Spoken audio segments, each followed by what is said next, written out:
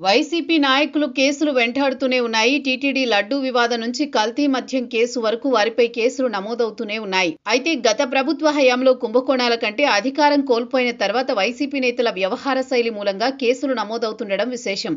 తాజాగా తిరుమల పరకామణి కేసులో టీటీడీ మాజీ అధ్యక్షుడు భూమన కరుణాకర్ రెడ్డికి నోటీసులు ఇచ్చింది ప్రత్యేక దర్యాప్తు బృందం.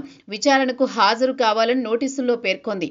దీంతో కరుణాకర్ రెడ్డి చుట్టూ ఉచ్చు బిగించినట్టు అవుతోంది. ఎందుకంటే ఆయన టీటీడీ అధ్యక్షుడిగా ఉన్నప్పుడే పరకామణి ఘటన జరిగింది. అయితే తాజాగా నోటీసులు ఇచ్చినట్టు తెలుస్తోంది.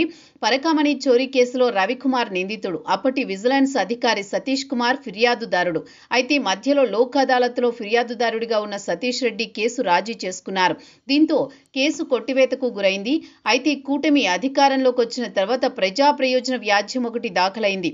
దీంతో కోర్టు విచారణకు ఆదేశించడంతో కూటమి ప్రభుత్వం ప్రత్యేక దర్యాప్తు బృందాన్ని ఏర్పాటు చేసింది. లోతైన విచారణ జరుగుతున్న సమయంలో ఫిర్యాదు చేసి రాజీ చేసుకున్న సిఐ సతీష్ కుమార్ ను విచారించింది సిట్. రెండోసారి విచారణకు వస్తుండగా మార్గమధ్యంలో ఆయన అనుమానాస్పద స్థితిలో మృతి చెందారు. అయితే సతీష్ కుమార్ అనుమానాస్పద మృతిపై అనేక రకాల అనుమానాలున్నాయి. హత్య ఆనవాళ్లు కనిపించాయి. కానీ ఈ ఘటన జరిగిన తర్వాత భూమన ప్రెస్ మీట్ పెట్టారు.